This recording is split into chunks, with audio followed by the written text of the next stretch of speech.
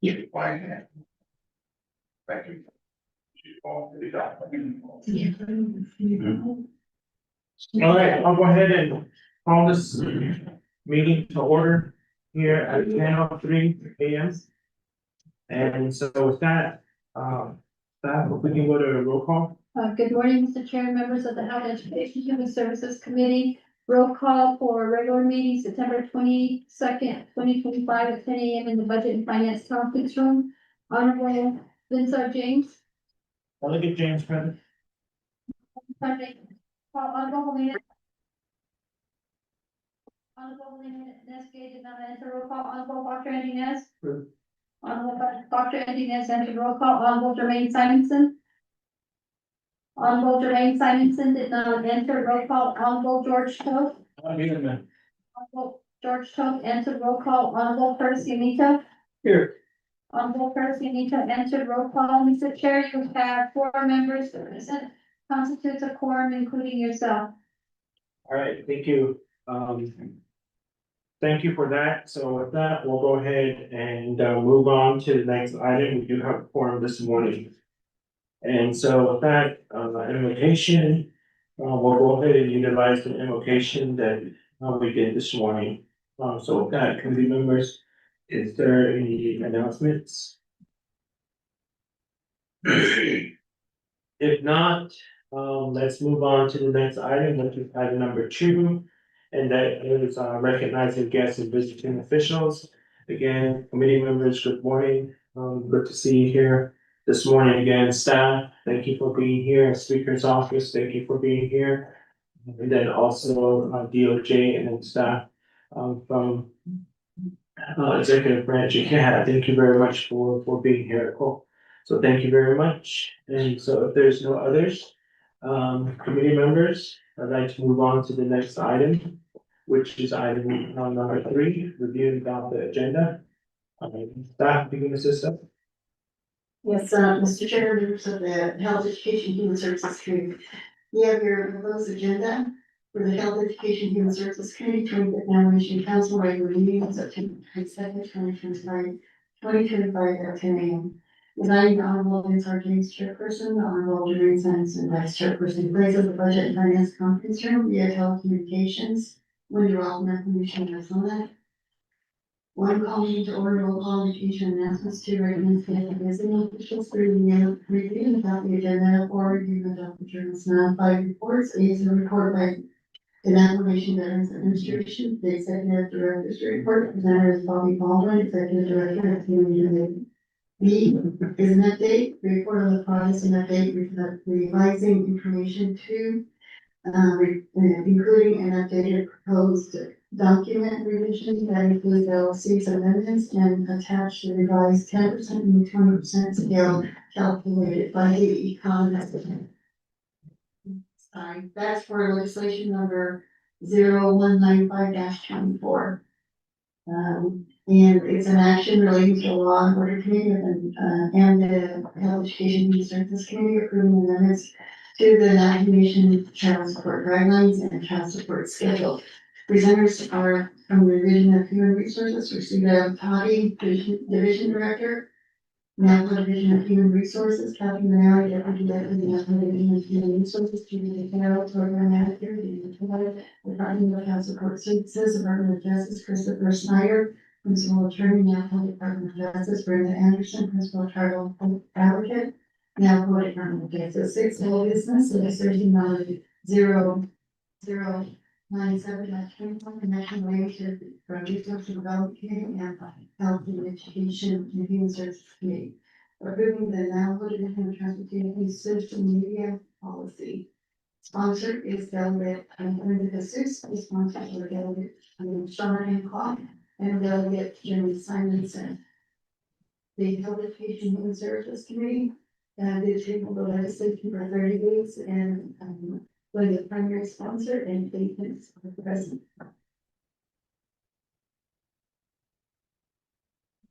7, new business is a work session with the Navajo Division of Children and Family Services on the overall financial report of funding and local offices in the Navajo Nation agencies and chapters. And we have, proposals that are.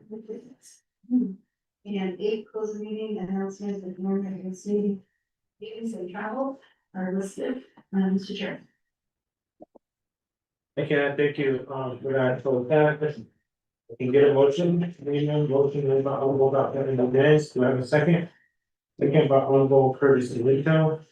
Committee members, are there any add-ons, corrections, deletions, to the agenda, staff, audience, do we need any corrections, add-ons, deletions to the agenda? There is none. Going once, going twice, going 2 times. How do you vote? Honorable Unita? 3. Honorable Toll? 3. So continue about 2 nays. 3. With that, Honorable Vice Chair on the agenda.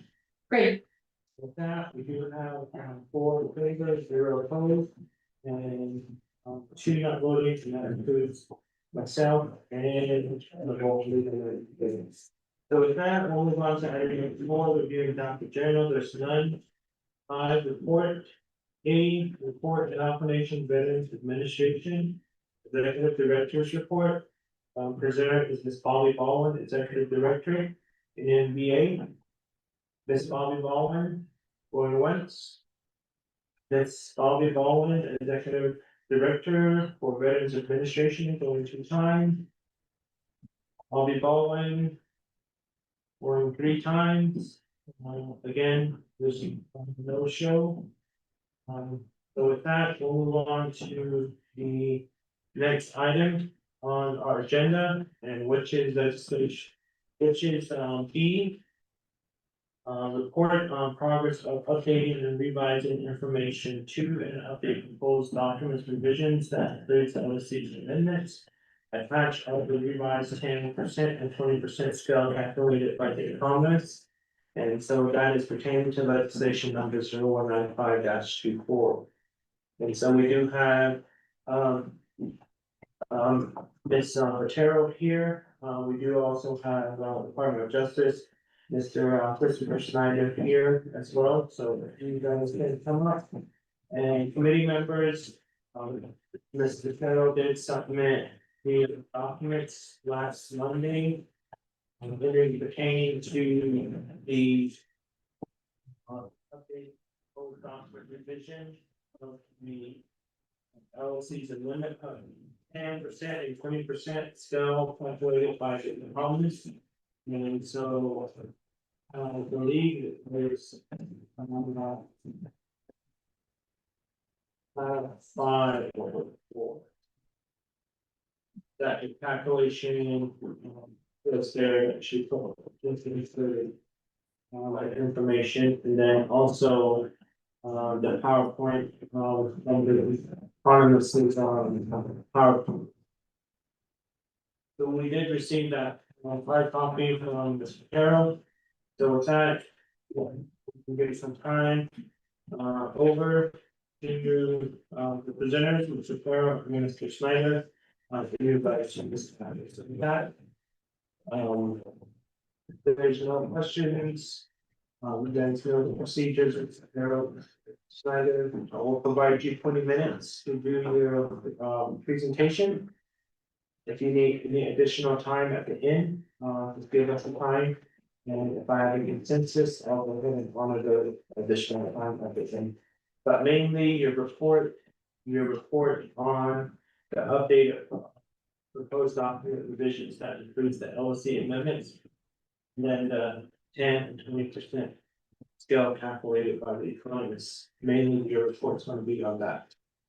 So what is listed on this agenda. So we can just stick to what is on the report on the agenda.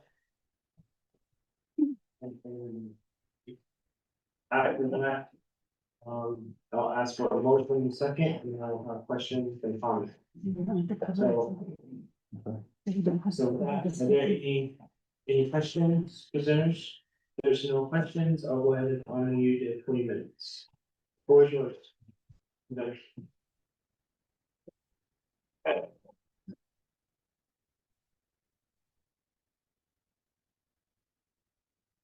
Conosciva gli altri che conosciva Questions to go right now, Kayla, Christian, for the honorable chair and honorable members of the Health, Education, and Human Services Committee. I wish Shaya, Judy Cotero, and Shia, Skinny, Champina, Ani, Bashiti, Makaya, Shichirots, and the program manager, Mission Machines. I think I got, we have a report here that we, that we have provided last week, and the date of it is September 15th. If you go through that, you'll see the updates as far as, the questions that are presented. But since the agenda has, that on September 8th, the updated proposed legislation revision did not include LOC's amendment. If you go to the document that's been provided on, tab 3, we did include with the committee's report on the, what the recommendations were from the LOC. And again, the amendment number 1 was that, for page 6, add the following to the in-kind, which was, a quart of firewood, what we had indicated, but it was recommended to add a pallet of wood pellets or coal. And also included in the in-kind, again, to add, language to their H would be ceremonial expenses and or offerings for the child or children. And it was recommended that, the reflection, what we had included in there reflecting 10% increase, and they had recommended for the 20% increase, so we do have a 20% increase in there. Now, if you go to, tab 4, and you will see, the child support guidelines, the stricken through and the underlines. And if you go to page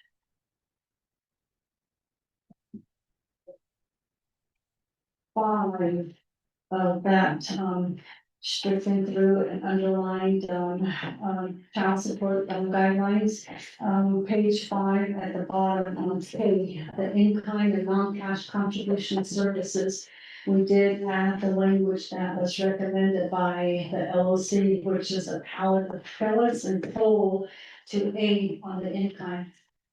Then if you turn the page to 6, we added, what the LOC recommended again, which is H, and you'll see it highlighted, ceremonial expenses and or offerings for the child or children. And that's what we have, here for the committee. And as requested to include the LOC's amendments. Now for the 10% and the 20% schedule. You go back to tab 2. We had, as instructed by, or recommended by the LOC, we took out the original, exhibit D. And we have inserted the new 20%, in there, so that you will see the 20%, that is recommended, and that's, I'm sorry, it's right behind tab 3, my apologies. That's where you will see the 20% that was recommended by the, LOC as well. So we have, included all the recommendations that came from the LOC to the child support guidelines and also the child support schedule. That's what we have to present today. And then, it asked for a revised 10% and 20% scale by the economists.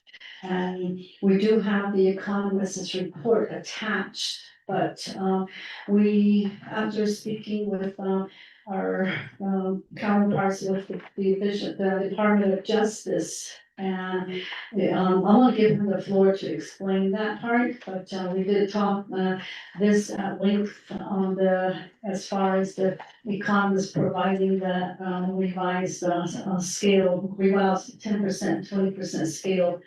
I'll give the floor to, Mr. Schneider here. Thank you.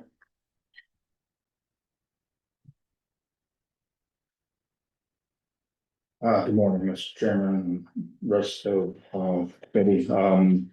We didn't actually have the economist give recommendations or work out what she proposed. We asked her to, I don't know, at first glance, 28 years, and these amendments have never, the guidelines have never changed, so the first thing that you're gonna think is, well, things have changed substantially in 28 years, but if you just go based on the surrounding states, it's not the same as Navajo Nation, so what we wanted her to do was key off of Navajo, the economy and the circumstances that have changed in the last 28 years. And that's what she addressed, but not specific numbers or saying, 20% would be better than 10%. We had her look at the economic growth in Arizona and New Mexico and Utah. And she included the median income for all of those areas, and then she contrasted that with the income for the Navajo Nation. She looked at demographics, like the age of the median age on the Navajo Nation. But yeah, we didn't have her look specifically at addressing the whether 20% or 10% would be better. Because that's not what we understood that the council was asking for. They were just asking that we address the affordability of the changes in the child support schedule. And so neither child support nor the Department of Justice felt confident in addressing, because I don't have credentials and I don't know if anybody child support does either, so they look for the economists to give us direction. I think that's it.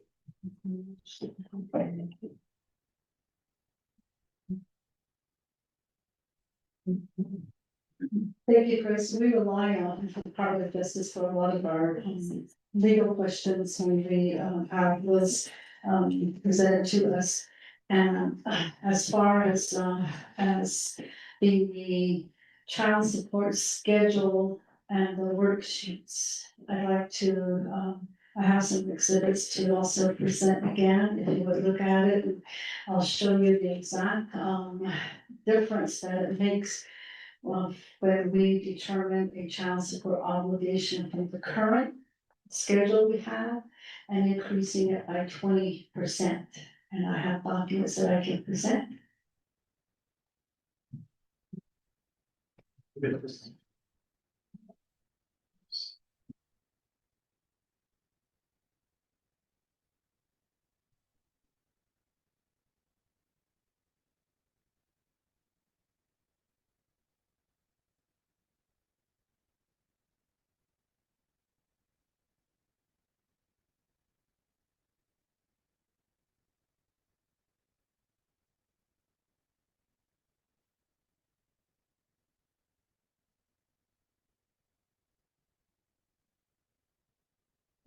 This is not time. You can pass that. John.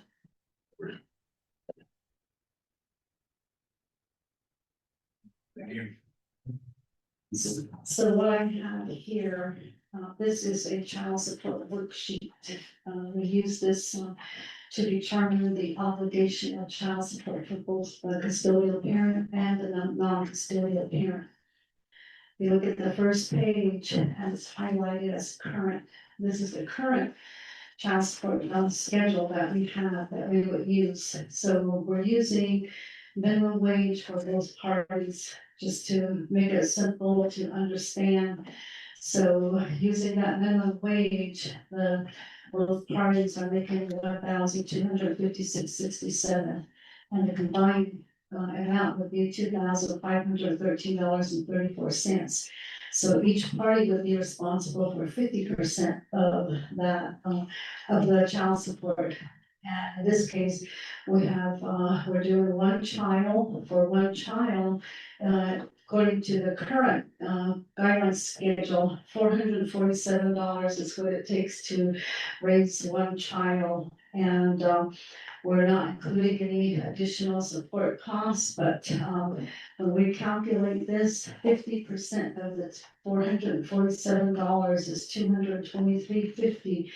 So we round it off to $224. That would be that's the current, amount that both parties would be contributing for child support, according to the child support guidelines and the schedule. If you turn the page, you'll see the 20% increase. Again, using the same, amount of, for both the custodial and the absent parent, minimum wage, the current minimum wage that we're using.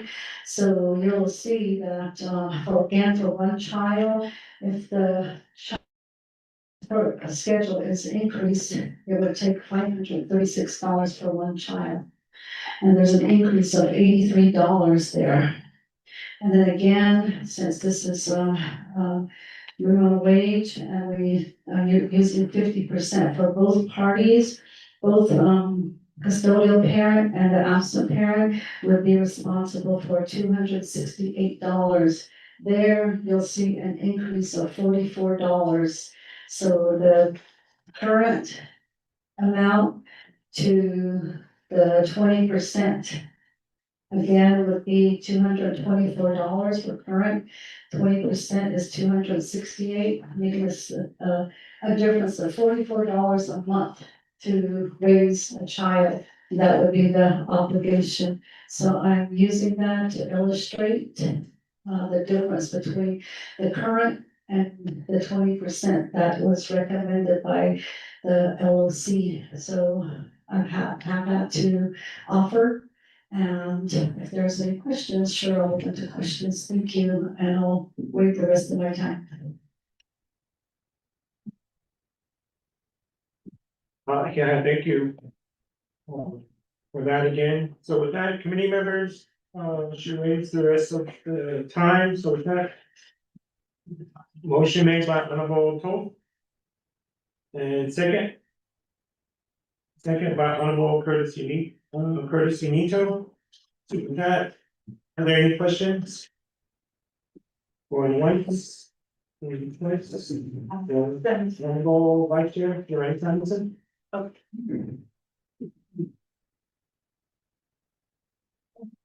Well, thank you very much again, for your report and good morning, everyone here. My question would be, I know you were maybe depending on the economist to help guide this, today, but what is I just wanna know, what is your recommendation? I, read through or looked at all the public hearings that were held, which we instructed, but there was hardly anyone that showed up at those things.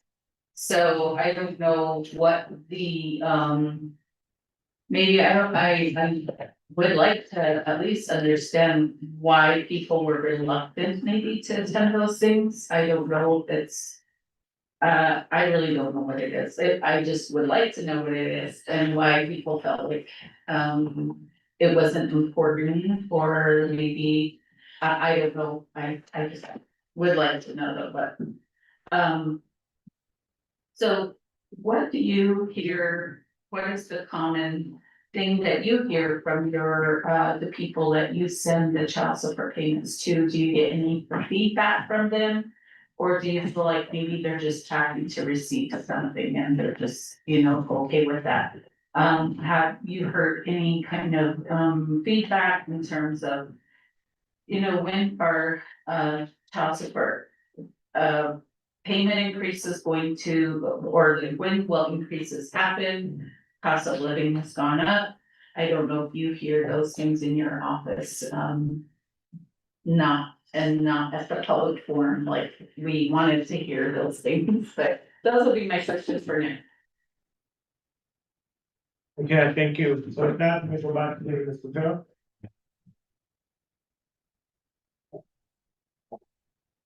Thank you for your questions, Honorable Simonson.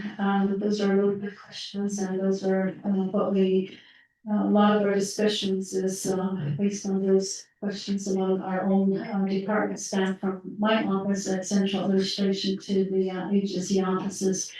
What is DCS's recommendation? Since it's been 28 years, as it has been noted, that this has been finally change or increase. I think as child support services, we see the need but we see that need because of the cost of living from back 28 years to now. Imagine the cost of groceries back then to the groceries now, and those are just necessities and basic necessities. And we do, when we went out to public hearings, yes, there was very minimal participants out there, although we announced it through the radio, we emailed, even departments and, the council, we made, posted, notices at the chapters, but we did get very minimal people. But, that's okay, the minimal people that that came to our sessions was really good and very good, interesting, comments that they had made. And some of them were just specific questions to their cases, but we were not able to give them the information at that time, but we did let them know how they could get information and notify the caseworkers to contact them. And the child support recipients, we do have 4,976 cases across the nation, and our collections for the third quarter was $1.7 million. That's what we have collected. And the monies that we collect come through either from the non-custodial parent themselves, they make a payment, or it could be through an employer that's garnishing payroll, or it could be from license suspension, if they're making payments. Any IRS federal tax intercepts. So that's just a few of those that we collect from. So again, our collection was 1.7 million. And one of the things that we find that as far as inquiries from our customers is that they anticipated that child support has a pot of money. And we would take from that pot of money and give to the custodial parent for child support payments. But that is not the case. Anytime there's a payment going to a customer, would be if payments were garnished from payroll or taxes were intercepted, and the other means that I have described. So we've been adamantly making that information available to all our customers. Right at the beginning, when there is an intake, we'll let them know that this is how it is. And if we have customers that are calling saying, I would like a payment history, that meaning that all the payments that they have received, we can provide that information to them. Or if there's no payments coming in, we'll let them know why there's no payments coming in. And a lot of times it's because the non-custodial parent is not working. So if they're not working, there's no place to issue an order to withhold income to be garnished. But in a lot of those cases, we do have the federal tax refund that are intercepted, and sometimes that's the only payment that the families get.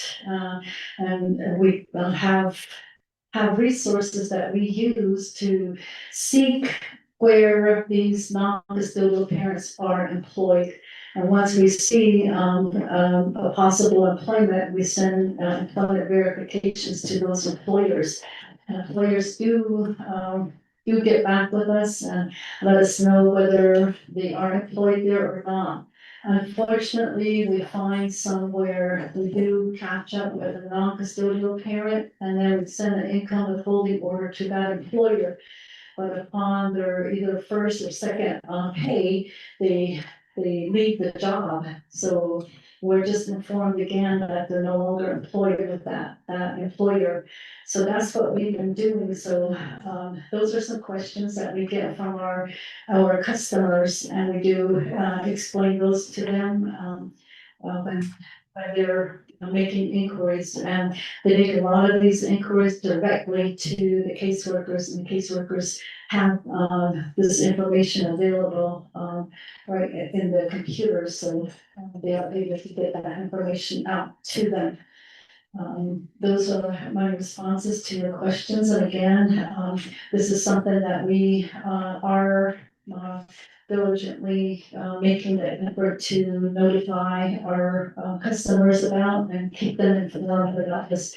And they do get a quarter report, both the custodial parent and the non-custodial parent. They get reports of, how much child support payment has been made and collected and, dispersed to the parties. Thank you. Again, thank you, that completes your response. That's Mr. Chairman. Honorable, Vice Chair, Raul? Yeah, I do have follow. Thank you for that. I guess this would be a question for Ms. Finelli. So if we were, I think with this report, we were just, as a test committee, we just wanted to see what, the 10-20% was, and maybe just thinking about, or maybe reviewing the economist's report, but, so the report here satisfies that. Now, what needs to happen next to get, where we actually get the, legislation or the legislation back on the floor and to have it approved so it can be implemented?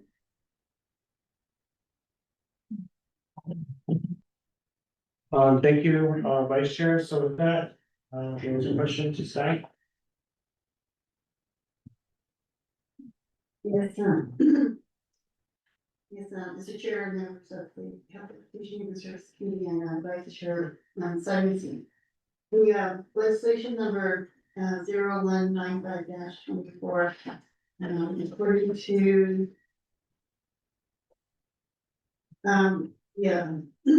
excuse me, the tabling for the initial tabling that took place on September 4th, 2024, it was tabled for 90 days, and the legislation was referred to the Department of Justice and Department of Child Support Enforcement. Within the division of human resources to reassess the affordability and to update relevant information to the child support guidelines and the child support schedule. Thereafter, hold a work session for non-adjudicate committee and subsequently conduct the implementation of the now probation agency within this time frame. And except for the time frame, I think all of those particulars were adhered to. So you can move on with this particular legislation 0195-24. However, there's a number of corrections that need to be made. Possibly a new legislation might be less confusing. Rather than adding all of these amendments for the updates, that would be up to the primary sponsor. And I believe that the primary sponsor is Delegate Yazzie. And it would be up to her to move forward with this one with all the amendments, or to introduce a new legislation with all of the updated information. Mr. Chair. Thank you.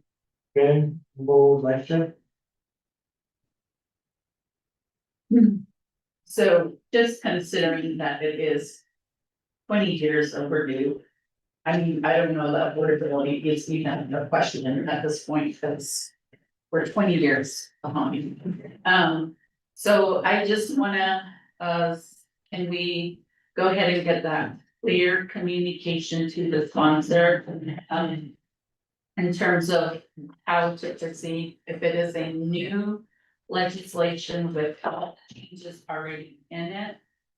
And that would have to be a new legislation request, or I guess amendments, well, including all the amendments, and I don't really see a full ton of amendments. So I don't think that that should be a problem.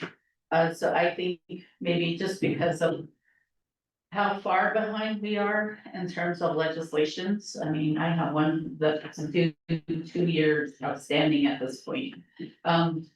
So if it's going to be delayed any longer, I don't think it should be delayed any longer, is what I'm trying to say. It should not be delayed any longer, and if it could just be introduced and brought back to the table. And then the amendments can be attached at that time and approved. So we can put this legislation off, it'll be something we've accomplished here. Yeah, thank you. All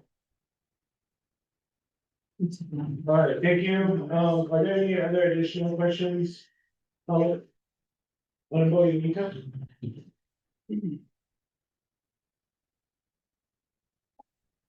Yes, I have two questions. Thank you, Jared. First one would be, from the state level. How much do they charge for like child support? Cause I know raising a child probably around about 2,000 to 3,000 a month. And I don't know if you're estimating by that. And then my second question would be, the amount that each receive as child support, how much is that, goes into the administrative costs, or is it just full amount goes to the child's individual child's account? That'll be my two questions. Jared, thank you. Thank you for that, Honorable Unika. So with that, let me go back to the presenters.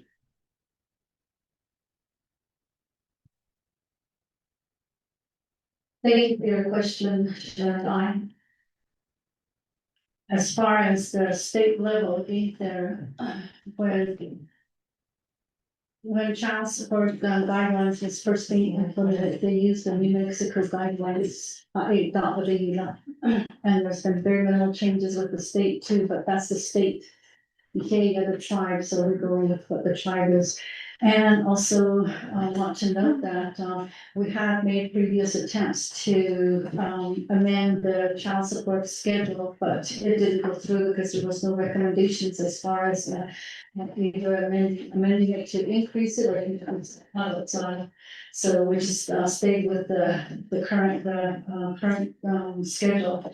And as far as the amounts of child support being paid by the non-custodial parent, 100% of that goes to the children.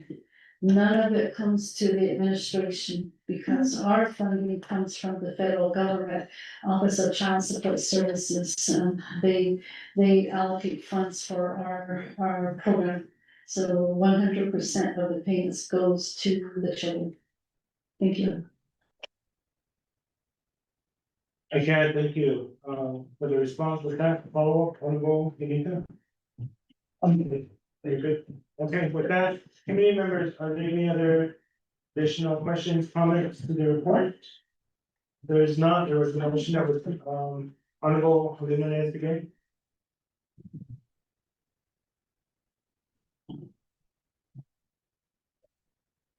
Oh, yeah, good morning. I just have one question. If if an absent parent is in trouble with the law and, is locked up or, on probation and whatever, not distributing day, how do you go about that, something like that? I mean, there's probably nothing that we can do, or I don't know what, that's what my question is. I'm gonna and so. Thank you with that, I'm gonna go over the minutes again with that, maybe the floor back over to the presenters to respond.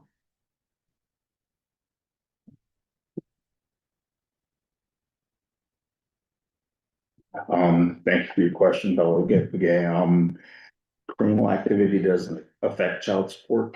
If kids having problems, unless they will be removed from the home, child support is based upon the custody of the child. There's a non-custodial parent, usually the father, and there's a custodial parent.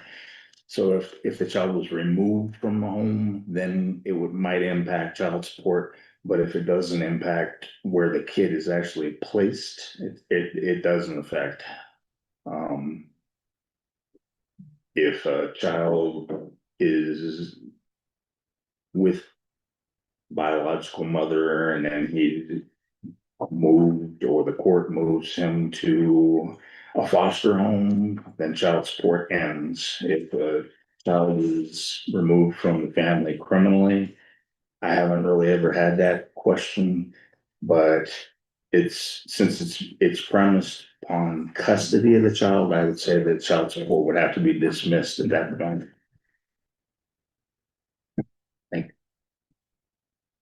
I'd like to also add on that, the obligation for raising children is both the responsibility of the mother and the father. So we have, and we have very few that are such, where maybe that the non-custodial parent may be, imprisoned for a long term. If it is for a long term, we will revisit that case and see what the best interest of the children would be. And if it's just a short term imprisonment, then we also take that into consideration as well too. So we go back to the parents, but in situations where there's the custody and all of that's involved, we resort to the Department of Justice to guide us in those. Thank you.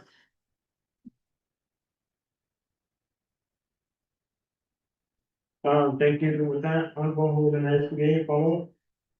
Yes. And then, my second question would be like, I know I encountered this, years ago. One of my, like I said, I worked in a senior center. And, a father that's 60 plus.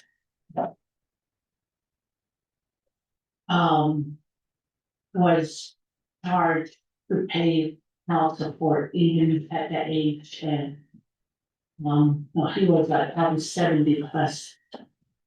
And it was a court order that he pays back, even though the children are now adults and all that. The mother filed against the father. So I was, I had to write a letter from my senior center, and we had the chapter to do a letter for him to, and because he was unable to come up with all that money that they were requesting for. So, and we have cases like that really happens on the reservation. So that's what your question is, what can you guys do about something like that? And the state, the mother filed with the state, and the state came back to the father, even though the father was in the reservation. Thank you. Thank you with that, there's some time back over to the presenter to respond.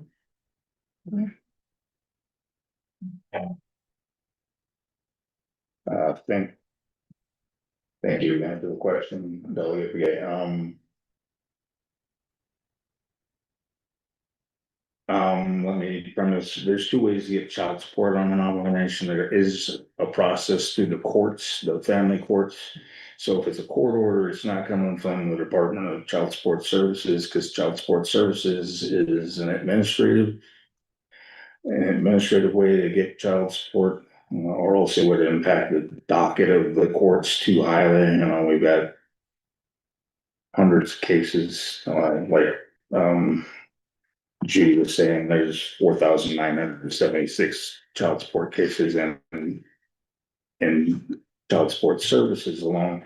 An administrative order, if it comes with an order to withhold income, goes by the child support enforcement statute.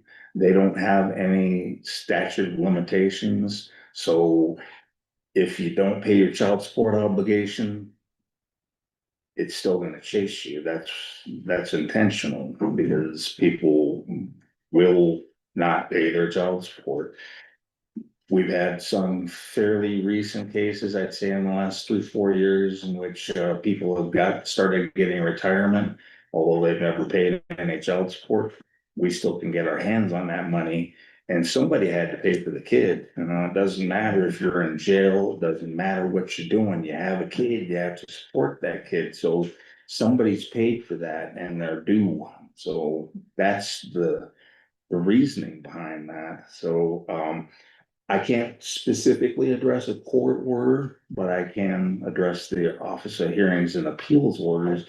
And those orders do come with a income withholding order when we establish child support. In order to establish child support, I have to prove that the father or the non-custodial parent is either biological mom or biological father, or there's some sort of a guardianship that comes through the court, and then I still have got to prove that we've got the right person that was gonna be charged, will be charged with child support obligation. But yeah, sometimes they slip, sometimes it's by plan, some people just don't wanna pay for their children, so eventually we come after them, and we can get into their pockets through taxes, we can get into their pockets when they retire, so it's not common that we're going after elders, but you know, if you owe child support and you get some funding, if you get some money coming in, we're gonna try and recoup that money. I hope that makes some sense. Thank you, I think that's it. Yes. Thank you, that all, honorable organized again. Okay, another question I have that is that if the father does not sign off on the birth certificate, how do you deal with that? Thank you. Thank you with that, honorable organized again, with that, let me give some time back over to presenters. Yeah, thank you for that question, Sean. We do have a lot of cases where, the mothers will bring birth certificates that do not have the father's name on there.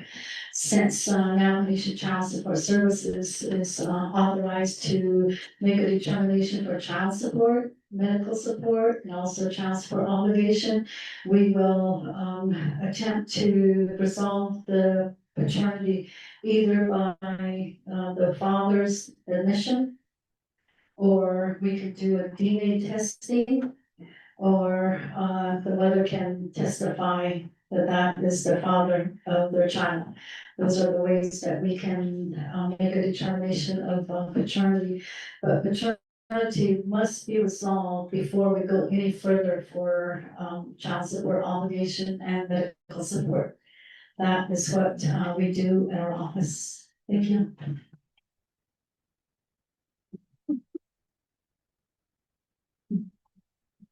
Thank you very much for that.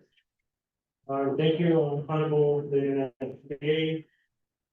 For that, really quickly in regards to question, what do you do with those individuals, that were going through your program? But then they stop. And they just stop because of the lengthy process. Do you go back and work with them? Or do you just let them go since they're not interested in your program anymore? But the key word at this point is that you work and serve for those children. But if the individual parent that's was going through your program It's just like, doubling over with you guys, just because you guys take forever to process payment or whatever reason, there's all those crazy reasons out there. What do? Do you just stop and let them be? So that's my question, thank you.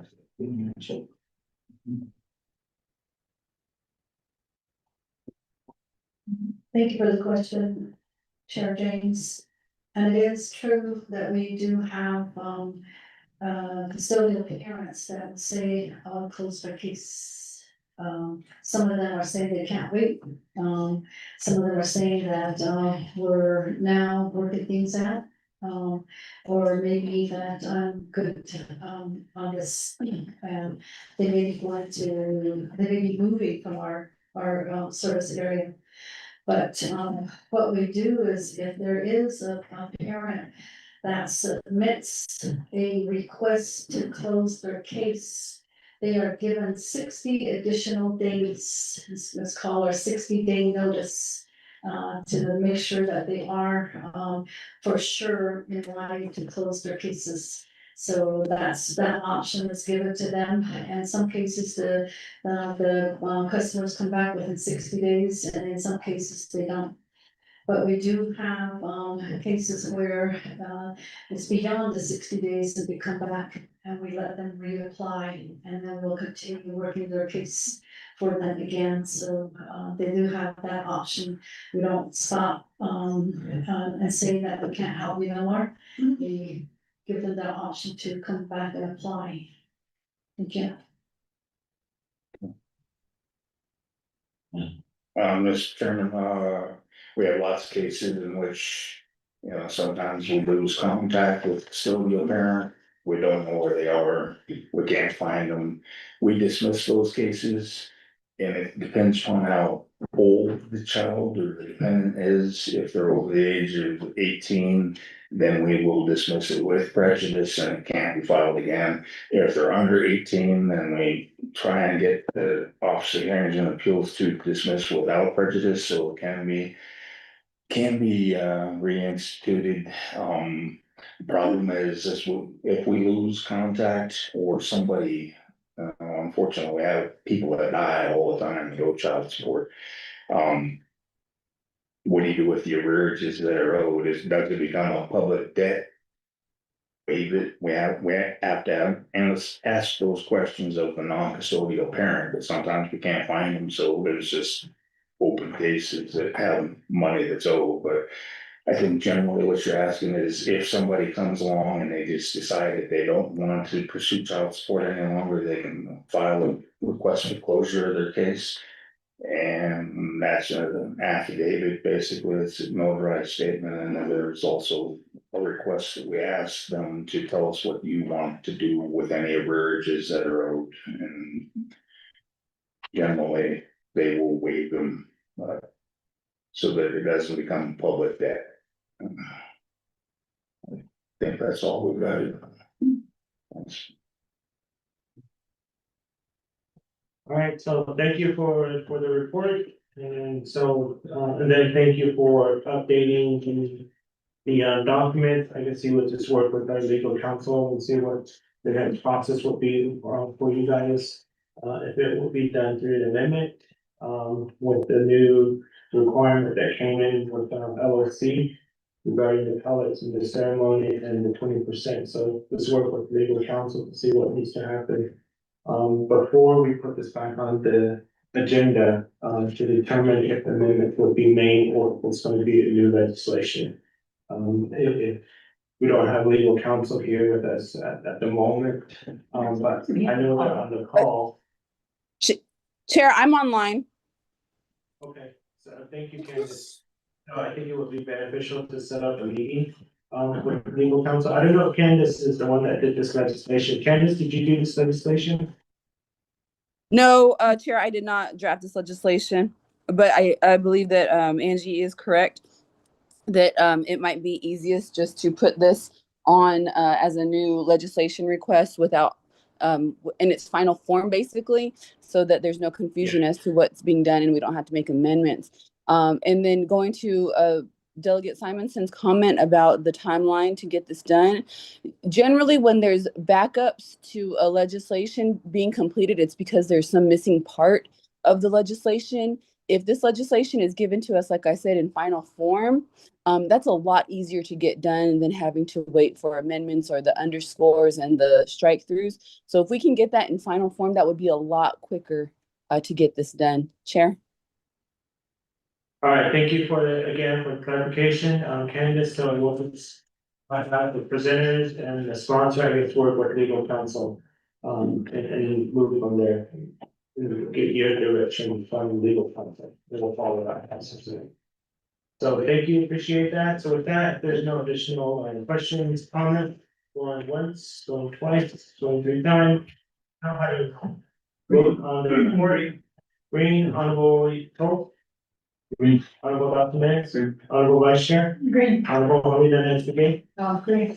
So with that, we do have 5 in favor, 0 opposed, and chair not voting. Again, thank you for the report and information, and then get back with legal counsel as soon as possible. Thank you. Play with that. All right, thank you. Have a good day. Enjoy the rain out there, it was sprinkling. Enjoy the weather. Go on in. Thank you. So with that, on to the next item, 6, old business legislation number 0097 -25. Many members, I did, talk with Chairwoman Brenda Jesus. And her request was that she's at RDC and can defer, and if we could defer this item to next week. I'll let my colleagues know so I can be present. So that's her request, but our next meeting won't happen until October 13th. That's it. Overnight. Oh, yeah. Yeah, that's overnight. That's it. So with that, that was what was coming from, Chairwoman, Brenda, Jesus. All right, so I'll just relay the message back here, it'll be October 9th then. I think that would work out for her because they won't have RDC meeting on that day. So with that, let's go and defer this 6 old business legislation number 009725 to October 9th. And so with that, and I did send that information to text over to Chairwoman Honorable Brenda Seuss. PD over there. At PD. All right, send in over here, right?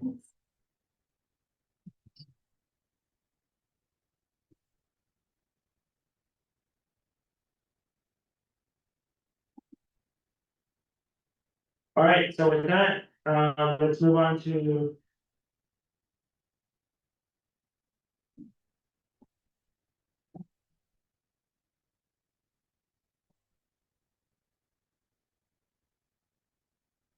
So with that, let's move on to the next item of business, work session with now Board Division of Children and Family Service on overall financial report of funding to local offices and now donation agencies and chapters.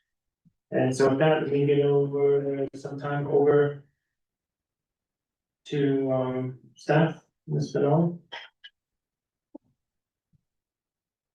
Yes, thank you, Mr. Chair, members of the Health Education and Human Services Committee. There was a request by Vice Chair Simonson, and the recommendation was to conduct a work session with the Navajo Division of Children and Family Services, because I believe that Ms.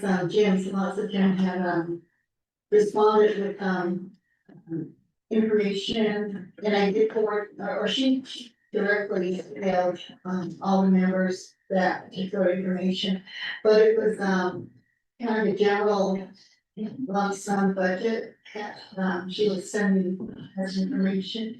And for what Vice Chair Simonson was had recommended is that there be a work session and look at the breakdown of all of the what the monies, the budget that is direct it towards some Navajo Nation agencies and local communities such as chapters.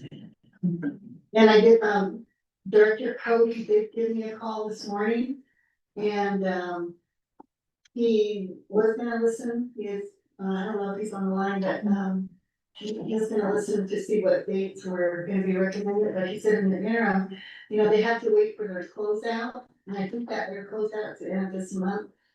Do that, then he said that they will know, like, how much, you know, to budget, to the local areas respectively. Then he said that he'll send that information to the members. And so after he sends that report, that may or may not be sufficient, there might be questions about, where it's budgeted.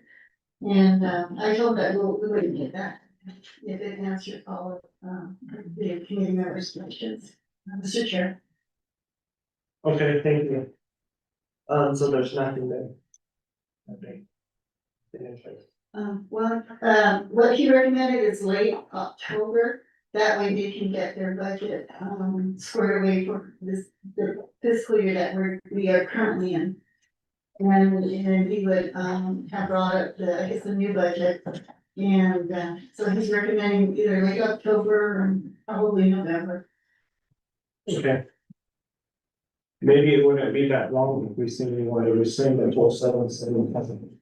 Maybe they'll have a work session date for us, right? So, it'll be very interesting, but again, I guess we'll just wait until I get them the calls or at our next meeting. To determine what needs to happen or what his recommendation dates will be. So we won't take any action on this item at the moment since we don't have him on the call as well, so. Miss Jim is on the call. So, Jim is on the call. Yeah, I'll be working on Mr. Cody. So, we'll just see when Mr. Cody will be able to join us on the call. So with that, we'll do no action on this item. And then I don't really want to go into discussion into October dates yet until we know whether or what's going to happen with our budget. So with that, we'll just take no action on this as of today, but we can leave it on the agenda. So with that, no action on new business, item number 7, number 8, close the meeting, announcement, adjournment. Thursday, October 9th, Hess's regular meeting at 8 AM. Again, in lieu of Hess's regular meeting on October 20th, due to the opening of the Navajo Nation Council Fall Session. Monday, October 13th at 10 AM is Hess's regular meeting, Budget Finance Conference Room, and Monday, October 27th, 2025, 10 AM, Hess's regular meeting, Budget Conference Room as well. So with that, committee members, are there any additional announcements from Honorable Yuniko? I would like to request, the Samsung T-Tech to, report to us from the health department. And we thought that, you know, the last time I got involved, with that, administration was, from Dr. Granzer. And I tried to set up a meeting, but, we'll give you a date that says, you know, I'm just longing right now. And then there's a new, administration that changed in Washington. So I think, you know, it's time for them to, do, I don't know where they're at with it. On Navajo Nation, so I want to request to see if they can report to us. I don't know who's spearheading that program from Navajo Nation. Pedro, that, wait, Pedro.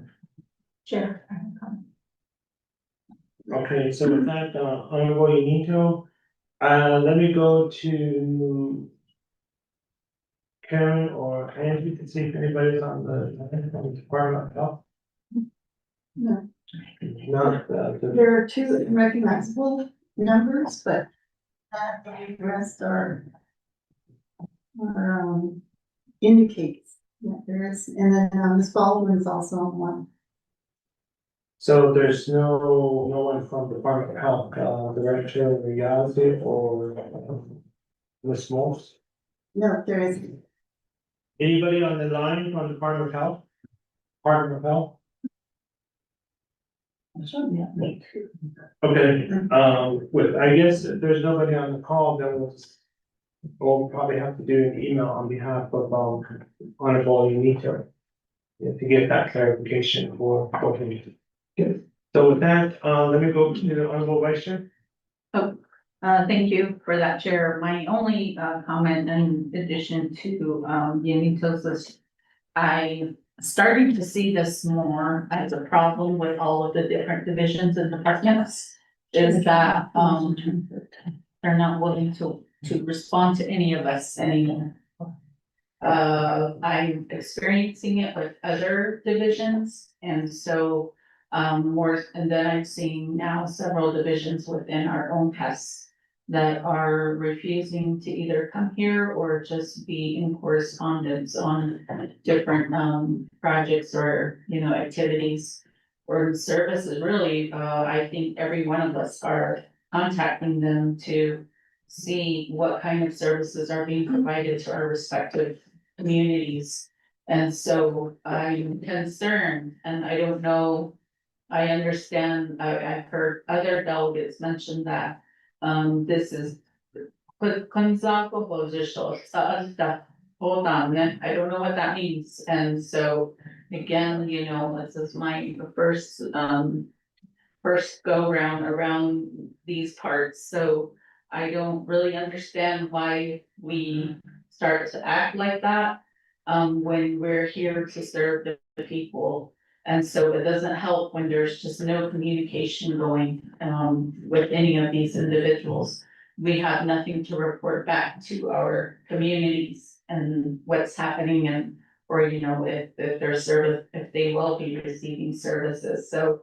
It concerns me, and I don't know, what more there is to do, so well, I just want some insight on how we proceed from here, if this is going to be the treatment that we continue to receive. Well, again, thank you, Vice Chair, for that, so, particularly, this is, for me, it's not usually the case, but with this administration being so different, it's been very difficult. I feel the frustration. And so if our president, Blue Diamond, is telling his staff to tell the rest of the national people that council is the one that screwed up the whole budget, then of course we're gonna get this pushback from division directors. How they see and work with their boss, in this case, which is Blue Diamond, is among them. And so I think at this point, majority of our division directors are gonna follow the direction from Chief of Staff Chris Future and then President Blue. And of course, the driving key is their salary. I think at this point, a lot of these division directors enjoy the 6-digit salary. And so go figure that they're gonna follow their bosses comments and words to follow that direction. And so that's just how it goes at this point. But it's really different with this administration. I know that there's a big push from Blue Diamond telling his staff to say, hey, you know what, it's council's fault that screwed up the budget. It's council's fault that their staff are being laid off. It's not our fault as executive branch, it's not my fault as president. And so they're following that lead. I think we did already see several executive directors or executive branch staff make those comments on Facebook. Laughing about legislative branch not getting no operation budget. But the question comes down to, so are you laughing about staff being laid off? Are we laughing and making fun of individuals that we are disharming, by not giving them a job, by laying them off? And so there's a big ripple effect to this, but again, at the end of the day, it has to be in order, a direction that's been done by President Boone. And so at this point, the best thing to do is just to have the paper trail, and then from there, we have our justification, to move forward with doing subpoenas. And eventually, we might have to end our administration, our election, time that's coming up, but within this administration, I think we're gonna be imminent with pushing out and issuing out subpoenas on division directors for not working with their oversights. So it gets really interesting, but that's just one of the processes that we need to follow.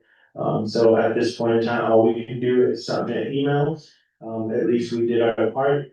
At least we put them on the agendas. We have a paper trail to move forward by submitting subpoenas for these division directors to finally come before the Health Education Human Service Committee as their oversight, to get into relay those information back to our constituents at the local level. But again, like I stated from the beginning, this administration has been very frustrating, and how they see things, it's on them as the president and then also as the chief of staff of the nation. So, Washington College but also that ninja